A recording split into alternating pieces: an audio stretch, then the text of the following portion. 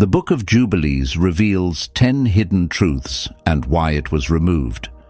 God once brought near total destruction to humanity through the Great Flood, the harshest judgment described in the Bible.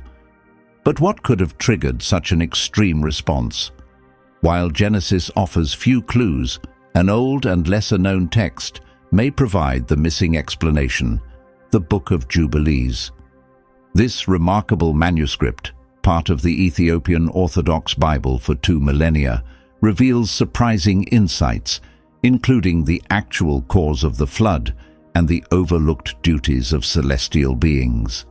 Even more astonishingly, it insists that people have been using the wrong calendar system for ages and introduces a solar calendar believed to have been created by God. The book contains 50 sections full of eye-opening content, shedding light on long-standing biblical questions. Why then did most branches of Christianity reject it? What troubling ideas led to its exclusion? Around 200 BCE, during the Maccabean Age, a period marked by serious cultural and spiritual tension, the Book of Jubilees was composed. This sacred document preserves numerous revelations, one of which caused major controversy and led to its rejection: the divine calendar. This version of timekeeping described a year as exactly 364 days long. The Book of Jubilees strongly stated that this calendar came directly from the Creator. According to the text, an angel gave Moses this system while he was on Mount Sinai. A 364-day year divides evenly into 52 weeks. What made it especially important is that religious celebrations would always occur on the same day of the week each year. But religious authorities considered this idea dangerous. The reason was that temple activities in Jerusalem were based on a lunar schedule, which determined the dates of rituals and feasts. This challenge to their authority was not taken lightly.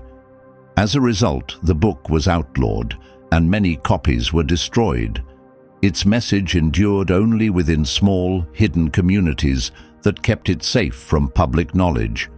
In fact, both Jewish and Christian leaders either remained unaware of the book or intentionally overlooked it for generations. Then, 2,000 years later, a major archaeological breakthrough changed everything. During the mid-1900s, a group of Bedouin shepherds stumbled upon a stunning discovery. Inside the Qumran caves, near the Dead Sea, they uncovered jars filled with ancient writings. This led to extensive excavations, eventually revealing the famous Dead Sea Scrolls. Their importance was enormous. These texts included the most ancient versions of biblical writings ever found, offering direct insight into Jewish life 2,000 years ago. Remarkably, among these artifacts were pieces of Jubilees in the original Hebrew. This unexpected find confirmed how old the book truly was and prompted scholars around the world to examine it in depth. But the full version of Jubilees we know today has survived thanks to an even more fascinating turn of events. The Ethiopian Orthodox Church chose to include Jubilees as part of its holy scriptures. They recognized it as sacred and treated it like any other biblical book. For many generations, efforts were made globally to create a unified list of approved biblical texts. This process led to the rejection of writings like Jubilees. Yet, Ethiopia stood apart. Its ancient Christian heritage and remote location helped shield it from the outside influence that shaped other parts of Christianity. Because of this, Ethiopia's old collection of scriptures stayed untouched, keeping Jubilees completely intact. The way the book presents itself is unusual. It doesn't say it was written by people. Instead, it claims to be a divine message. A special messenger, called the Angel of the Presence, was said to have delivered this message word for word to Moses. This spiritual event happened during the 40 days Moses spent on Mount Sinai. The content follows a structured layout. It's organized into 50 chapters. Its timekeeping is also different. It uses periods of 49 years. These time blocks are the Jubilees that give the book its name. This design was meant to be exact. It also connects closely to a solar year with 364 days. For the book's writers, this number was crucial. With 364 days, the year breaks neatly into 52 weeks. So, major religious celebrations would always land on the same weekday each year. According to the book, this repeating pattern symbolized divine order and precision. A key theme in Jubilees is that events described in the Bible were not random, but had already been determined by God in advance. One striking idea that supports this is the concept of heavenly tablets. In Exodus, Moses receives 2 stone tablets with God's commandments. But Jubilees adds a new layer. It claims those tablets were actually copies of pre-existing heavenly records. These divine documents came first, more ancient and complete. So what the Israelites received was not new information. They were being given eternal laws, already set in heaven, perfect and unchanging. The way Jubilees views time and history reflects a deeper aim. It was crafted to show that everything followed God's plan with exact timing and purpose. The Book of Jubilees had one central goal: to prove that every event in history was part of a divine plan, set in motion long before it happened. This powerful idea leads directly into the next major revelation. The first mystery: existence before the world began. Jubilees claims that many crucial events were already decided before those told in the standard book of Genesis. It transports readers to a time even earlier than the creation story. It reaches back to before the universe was shaped. For example, it presents a bold claim about heavenly beings. It says angels were formed before light came into existence. They were already present before anything physical was made. In fact, the first creation day, as described in Jubilees, includes more than just light.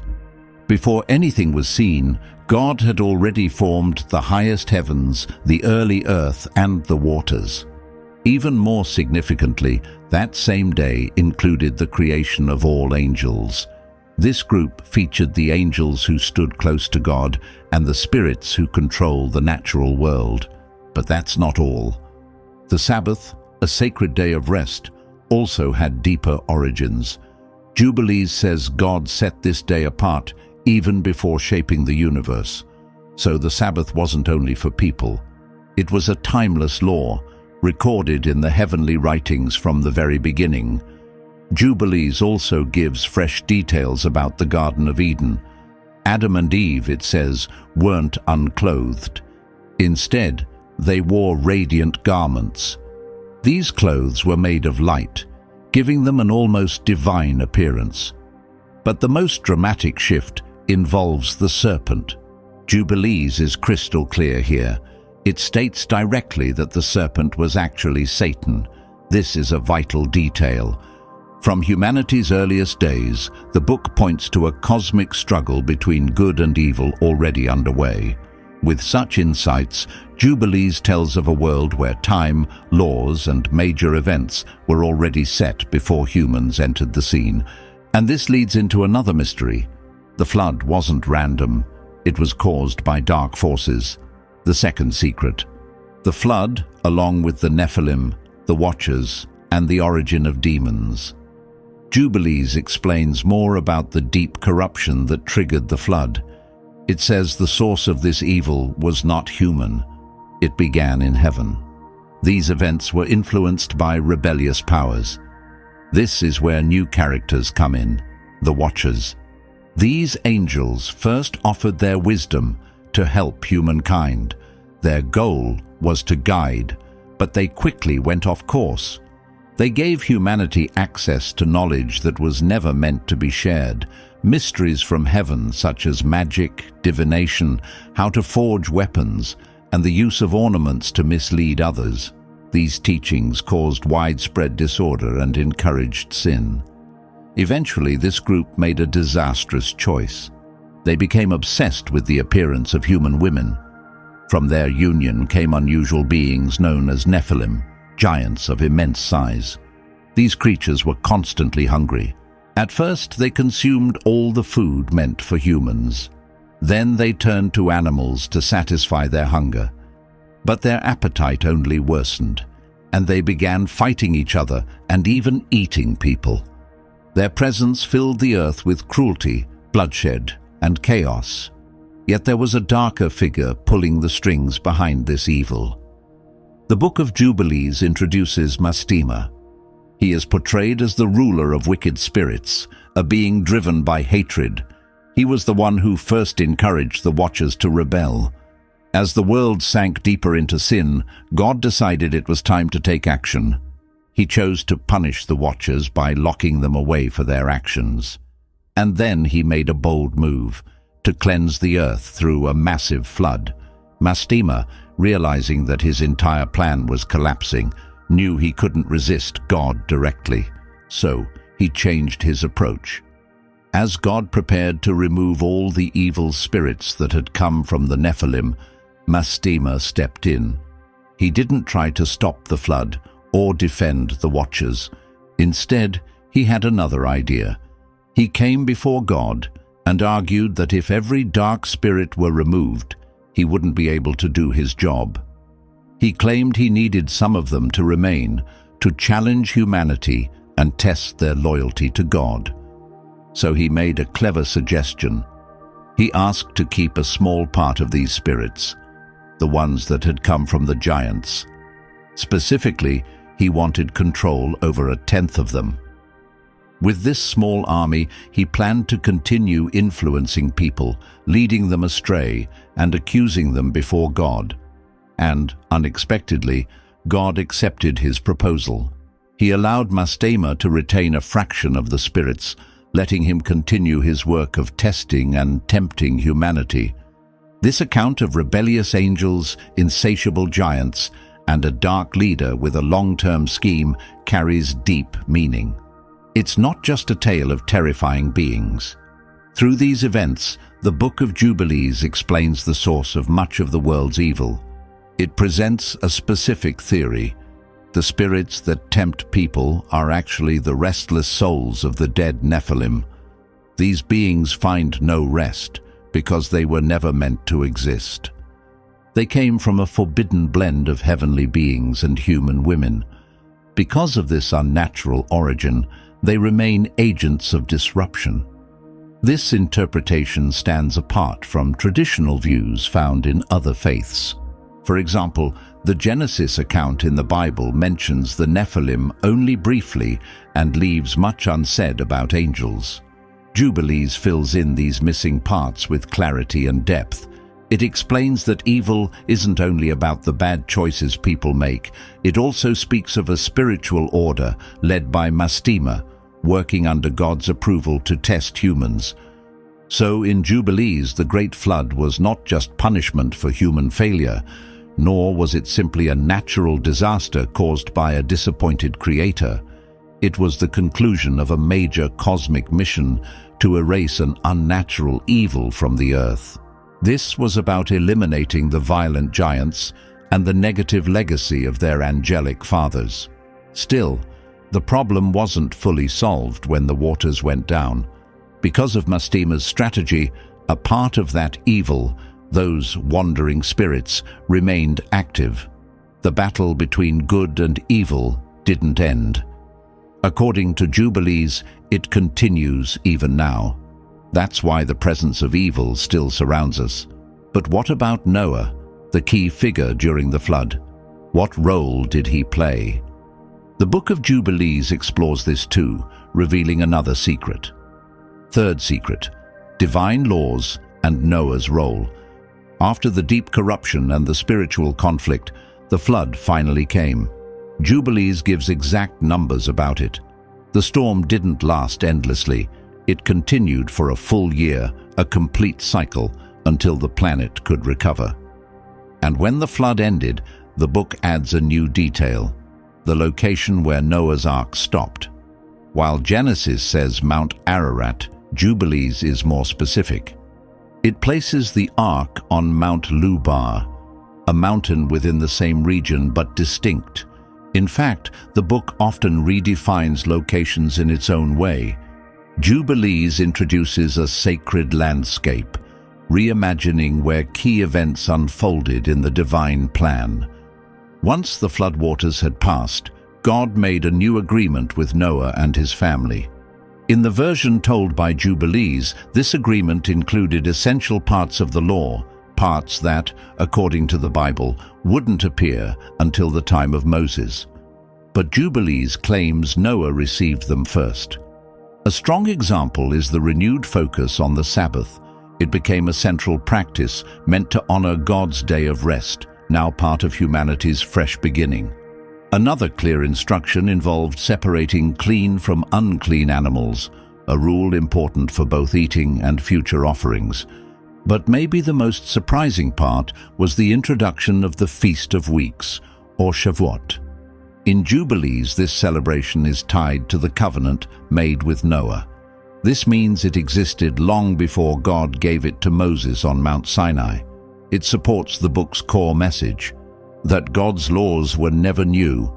They've always been present, revealed bit by bit over time. After the flood, people needed a new structure, a path to follow. To close this chapter, Jubilees describes a symbolic act.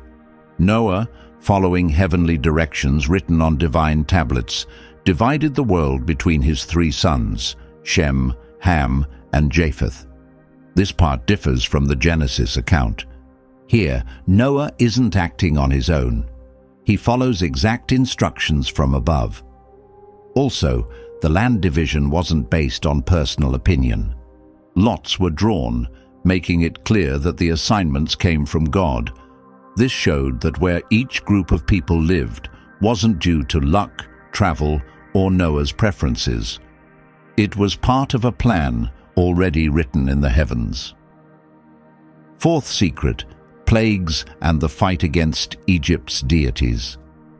In the view of Jubilees, Moses leading the Israelites out of Egypt was more than freedom from slavery. It represented a direct battle against the spiritual forces that controlled Egypt. The plagues that struck the land were given new meaning. They weren't just miracles to change Pharaoh's mind. Each plague, says Jubilees, was a blow against Egypt's false gods. These gods were seen as demons, all serving the ancient enemy Mastema, the leader of evil spirits. Jubilees even claims Mastema took an active role in what happened. He gave power to Egypt's magicians so they could copy miracles done by Moses and Aaron, like turning staffs into snakes. His aim was to make people doubt God's power. He also worked on Pharaoh's heart, making sure the ruler refused to let Israel go. And soon, Mastema's actions would grow even more personal and dangerous. In a striking moment from the story, Jubilees describes how Mastema personally tried to stop Moses. He launched a direct assault, attempting to take Moses' life before he could begin the mission of setting Israel free. Mastema's intentions were crystal clear. He would do anything to keep the Israelites in bondage. But God responded with overwhelming force, bringing judgment upon Egypt and its deities. The final plague, the death of every Egyptian firstborn, was the most powerful blow. It reached into every home, from Pharaoh's palace to the homes of common workers. This final act showed that God had full control over life and that no Egyptian power could stand against him. After this, Mastema was temporarily restrained. Angels bound him, and his influence was halted while Israel prepared to leave. But his hatred didn't vanish. Just as the Israelites were beginning their escape, Mastema was released again. He moved quickly to twist Pharaoh's heart once more. He convinced the king to chase after Israel with his army, following them to the shores of the Red Sea. Though defeated, Mastema still tried to destroy them completely. Fifth secret: What Jubilees reveals about the patriarchs. The Book of Jubilees shows the patriarchs as more than just loyal followers. It portrays them as men who lived by a sacred law. This is important because their goodness wasn't just shaped by tradition. It came from divine rules that were perfect and unchanging. One of the most unusual examples is Abraham's circumcision. Jubilees doesn't treat it as a simple agreement for Abraham's time alone. Instead, it places the command on a higher level. It says this practice was ordered by God and had existed long before creation itself. The command, it claims, was already written in heaven. That's why circumcision is seen as eternal. It wasn't something new for one man or one moment. It was part of a greater design, existing before the world began. Jubilees even claims that circumcision didn't start with people. It began in heaven. According to the book, even the angels who serve near God follow this law. This is a major shift from the story told in Genesis. There, circumcision is introduced specifically for Abraham as a physical symbol of God's covenant with his descendants. But in Jubilees, it's more than a sign. It becomes a timeless law from heaven, giving it a far deeper spiritual meaning. Instead of being just a physical ritual, circumcision becomes part of God's universal and eternal design. And Abraham didn't come to understand God's ways entirely on his own. According to Jubilees, he had direct and meaningful encounters with divine messengers. These weren't brief or casual visits. The angels, sometimes identified as the powerful angel of the presence, taught him many deep truths. They revealed specific commands and gave him insight into God's will. For example, they showed him exactly how to offer sacrifices that would be acceptable to God. They also gave him detailed guidance on observing sacred festivals. These included the Festival of First Fruits, Shavuot, and especially Sukkot, the Feast of Tabernacles, each with its unique customs. All of this took place long before Moses ever climbed Mount Sinai. This is one of Jubilees' central messages. The law Moses received wasn't being introduced for the first time. It had already been taught to earlier righteous figures like Abraham. In Genesis, Abraham also meets heavenly visitors. In that account, they come mostly to warn him about Sodom and Gomorrah. They act as messengers and enforcers of God's will. But Jubilees expands their role significantly. It portrays these angels as instructors, delivering a complete set of divine teachings to Abraham. They didn't just announce what was to come, they served as his teachers. And there's something even more surprising about Abraham's learning. Jubilees says Abraham didn't rely only on the angels. He also studied old writings passed down through generations. These included scrolls from his ancestors, like Noah and Enoch. To help him read these ancient texts, the angels taught him the Hebrew language. In Jubilees, this is described as the language spoken in heaven. Sixth secret: sin as a spiritual debt. The Book of Jubilees presents a very serious view of wrongdoing. Sin isn't seen as a minor lapse or mistake. Instead, it has real and lasting weight. It reaches beyond the earth and touches the heavens. According to the book, when people commit serious offenses, those actions are carefully recorded. They are written on the heavenly tablets. To Jubilees, sin becomes a kind of unpaid debt owed to God. This idea shows God as perfectly fair and fully aware. Nothing escapes him. Every wrong must eventually be answered for through justice, sincere change, or mercy within his larger plan. With this understanding, Jubilees retells Joseph's story, showing how even he lived under this divine justice and protection. Joseph's story is most remembered for the deep betrayal he suffered at the hands of his own brothers. Jealous of his dreams and the affection their father Jacob showed him, they plotted to remove him. At first, they thought about killing him, but eventually decided to sell him as a slave to passing traders on their way to Egypt. To hide their wrongdoing, they stained Joseph's robe with goat's blood. This trick convinced Jacob that his beloved son had been killed by a wild beast. In Egypt, Joseph endured hardship and many challenges, but the Book of Jubilees reveals another layer to this act of betrayal. It states that the brothers' sin was recorded on the heavenly tablets as a serious offense. The Genesis account focuses on their later regret and on Joseph's forgiveness. Jubilees, however, adds a powerful idea that sins are noted in the spiritual records of heaven. This means every wrong act leaves a lasting trace in God's order. It reminds us that nothing is overlooked by the divine.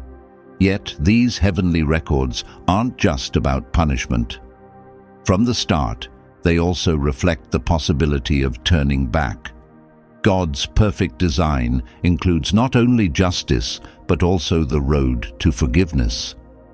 The betrayal of Joseph was marked as a debt, but those same tablets also included the way that debt could be resolved. If the brothers truly repented, they could be forgiven. That didn't mean the event would be erased from memory, but it meant the weight of it could be lifted by God's mercy. Forgiveness was possible, but only if the repentance was genuine. And years later, the brothers did sincerely repent. This shows how the idea of divine records in Jubilees is deeply meaningful. It teaches that all human choices matter, every action is seen and remembered. But at the same time, it reassures us that redemption is always available for those who honestly seek it. Mercy and justice are both written side by side in God's heavenly record. Seventh secret: the aftermath of the first killing. Jubilees treats sin as more damaging than other texts often suggest. Sin doesn't just hurt one person, it affects the bond between humanity and God. The book goes into greater detail about how this connection was first broken, offering a unique version of the Cain and Abel story. Jubilees includes many details that aren't found in the Book of Genesis. One of these is the naming of Adam and Eve's daughters, which Genesis never does. According to Jubilees, one of their daughters was Awan, who later became Cain's wife. The book explains that, at the beginning of human history, siblings had to marry to allow the human race to grow. The tragic conflict between Cain and Abel ended in the first act of murder. Jubilees points to their offerings to God as the source of this tension. Abel chose the best animals from his flock, and God accepted his gift, perhaps shown through a visible sign like fire from heaven. Cain, however, brought produce from the land, but his offering wasn't received the same way. This shows that for Jubilees, God doesn't only consider the act of giving, but also the attitude and sincerity behind it. Cain was overcome with jealousy and anger, and his bitterness was written all over his face. God warned him about the danger growing within his heart, but Cain ignored the warning. He led Abel out into the field and, driven by envy, killed him. Genesis gives fewer insights into Cain's emotions and God's warning, but Jubilees adds more depth and focuses strongly on the outcome. This act, the first innocent death, brought a serious reaction from God. Jubilees tells us that this murder led to a powerful divine law, the first command clearly prohibiting killing. But this was no ordinary rule made by people. It was a sacred command, written in heaven before the world even began. Cain didn't just commit a crime, he broke an eternal law that had always existed in God's design. While Genesis speaks of a curse on Cain and the land, Jubilees reveals how deeply the earth was affected. The ground itself became stained by Abel's blood, and nature suffered. The soil no longer produced as generously as before. Human wrongdoing had reduced the earth's ability to provide. But Jubilees sees something even more serious. The balance and peace that once existed in creation were broken. Violence, caused by envy and rage, had entered the world. This shattered harmony not only divided Cain from God and his family, it damaged the relationship between all people and the natural world. Jubilees shows that Cain's sin didn't just hurt individuals, it caused a universal rupture, a cosmic disorder in the world God had made perfect. The Book of Jubilees gives great importance to sabbatical years, which take place every 7 years. Just as the seventh day of the week is a sacred time of rest, reflecting God's own rest after creation, the seventh year also holds deep meaning. In this special year, the land itself is commanded to rest. Farmers must not plant crops or trim their vines. They are told not to gather produce in the usual way for personal gain. This rest is holy, a divine pause meant to honor the earth God gave humanity, a time when the soil is allowed to renew. But even more important is a larger cycle, the Jubilee. After 7 sets of 7 years, 49 years in total, the next year, the 50th, is declared the Year of Jubilee. This period brings restoration, liberty, and renewal across the community. One striking and challenging part of this system was that the land had to rest not only during the 49th year, a sabbatical year, but again in the 50th year, the Jubilee itself. This meant 2 full years with no planting or organized harvesting. It was a huge act of trust. People had to believe God would provide enough to carry them through. The Year of Jubilee brought powerful changes. God's laws set in motion a true reset, restoring fairness and renewing the lives of those who had fallen behind. All Hebrew slaves had to be released.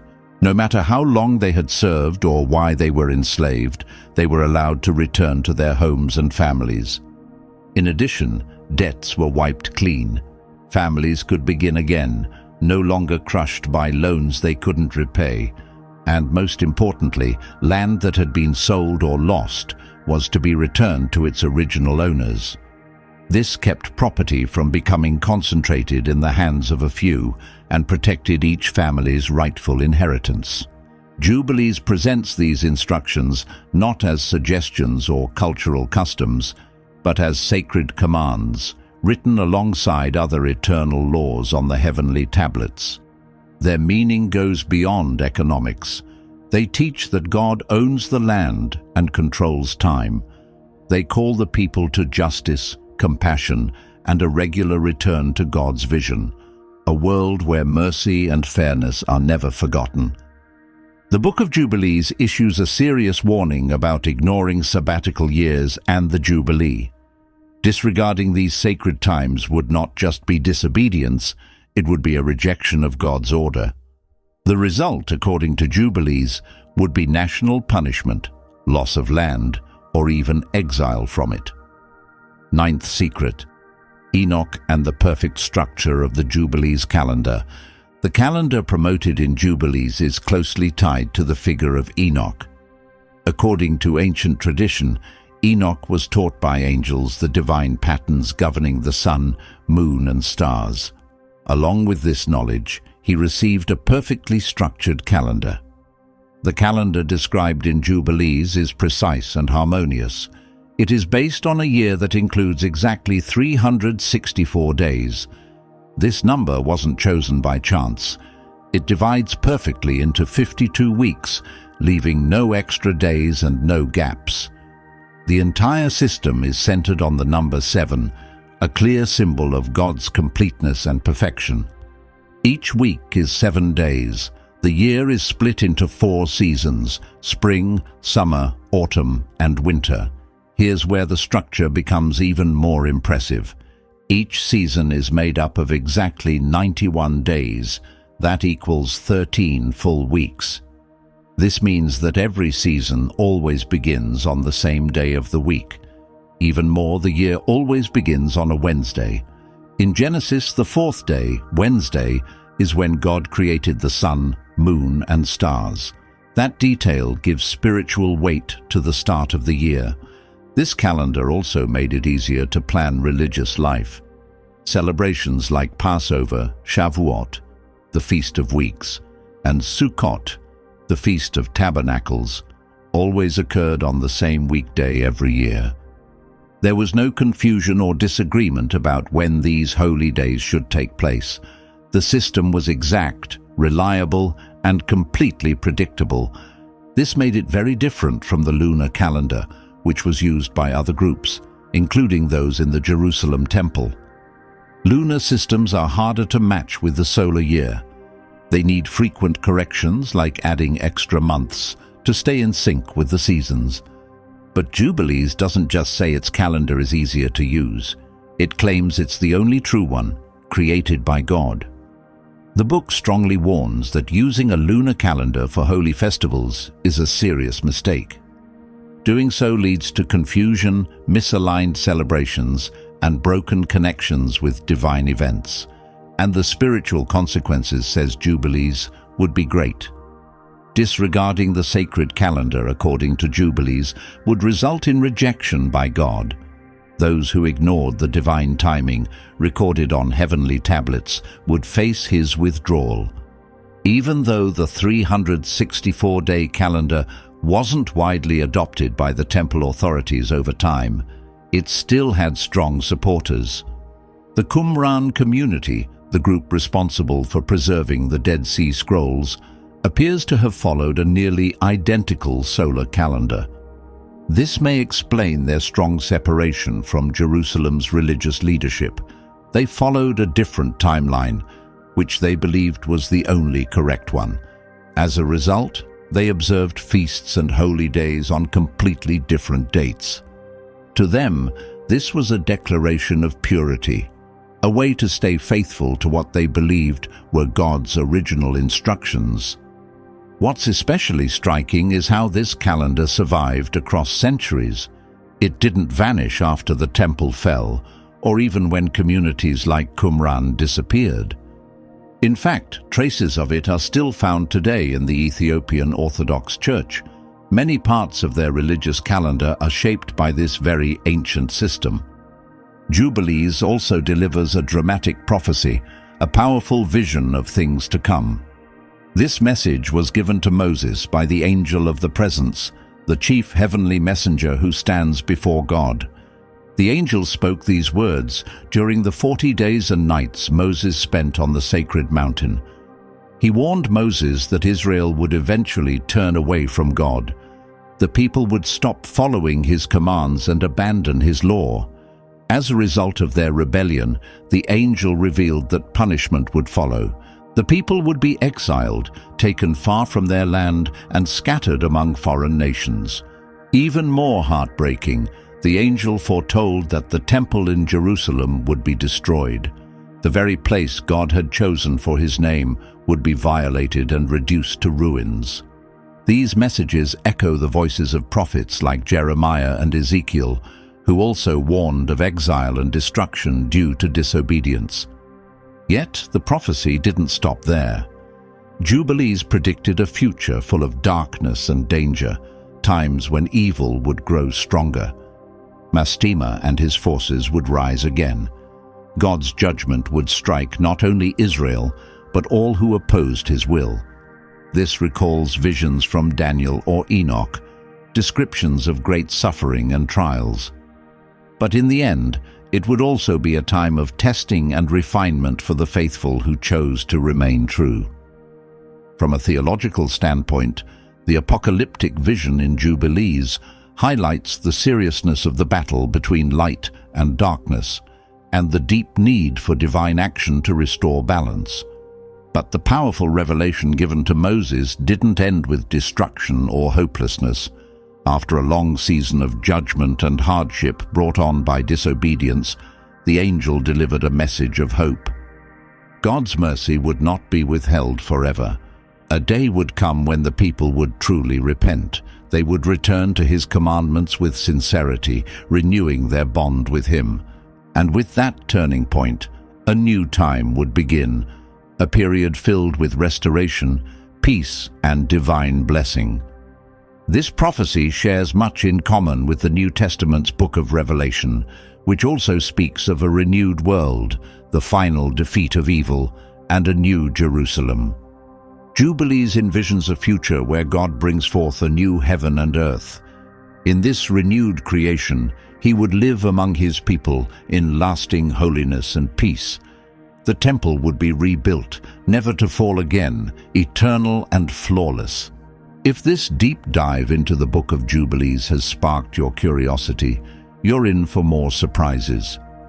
The Bible contains many unusual passages, verses that often go unread because they're puzzling or unsettling, but they hold fascinating meaning and powerful truths. Click the video on your screen to uncover these mysterious verses. You'll explore their true significance and uncover even more remarkable secrets hidden within the Bible's pages.